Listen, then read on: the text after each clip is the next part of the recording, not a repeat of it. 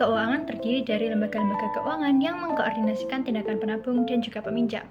Lembaga keuangan dapat dikategorikan menjadi dua kategori yang berbeda. Yang pertama yaitu pasar keuangan dan juga yang kedua yaitu perantara keuangan. Pasar keuangan merupakan suatu lembaga di mana seorang yang ingin menabung dapat langsung menawarkan dananya kepada seorang yang ingin meminjam. Pasar keuangan dibagi menjadi dua, yaitu yang pertama pasar obligasi dan yang kedua yaitu pasar saham. Pasar obligasi. Pasar obligasi ialah pasar yang menjual surat hutang. Obligasi ialah surat hutang yang menyatakan kewajiban peminjam kepada pemegang obligasi. Yang kedua yaitu pasar saham. Saham ialah kepemilikan dalam sebuah perusahaan. Saham juga merupakan klaim terhadap keuntungan yang diperoleh oleh perusahaan. Perantara keuangan merupakan lembaga keuangan di mana para penabung secara tidak langsung dapat memberikan dana kepada para peminjam. Perantara keuangan terdiri dari dua. Yang pertama, bank. Bank menerima simpanan dari orang-orang yang ingin menyimpan dan menggunakan simpanan untuk memberikan pinjaman kepada orang-orang yang ingin meminjam uang. Yang kedua, reksadana. Reksadana merupakan sebuah lembaga yang menjual saham kepada pabrik dan menggunakan hasilnya untuk membeli portofolio saham dan obligasi. Menurut kamu, menabung itu penting nggak? Penting dong, aku aja selalu menabung. Sebagian dari gajiku pasti aku tabungin di bank. Bingung banget nih aku mau ngembangin usaha mochiku, tapi nanti aku nggak bisa menabung.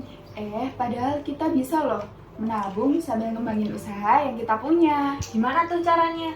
Jadi gini, uang yang kita tabungin di bank itu dipinjemin lagi ke bank ke orang yang butuh modal. Kayak kamu misal mau ngembangin mochi kamu. Oh, jadi uang yang kita tabung nanti bisa membantu orang mendapat pinjaman dan kita bisa dapat bunga dari uang yang kita tabung tadi. Gitu. Iya, benar banget. Nih aku kasih tahu, suku bunga yang rendah itu malah menguntungkan loh buat pinjaman. Oh, berarti kalau suku bunga yang rendah itu biaya untuk pinjamannya juga rendah. Iya, benar banget. Ini kesempatan yang bagus loh buat kamu. Karena cicilan yang dibayarkan tiap bulannya jadi lebih kecil. Oh gitu, terus tabungannya gimana?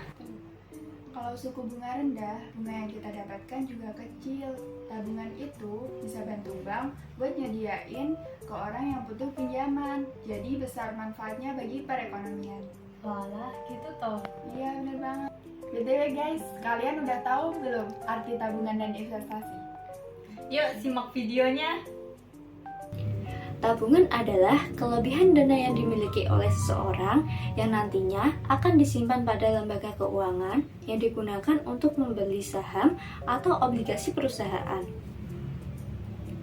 Ada dua faktor yang mempengaruhi seseorang untuk menabung. Satu, suku bunga.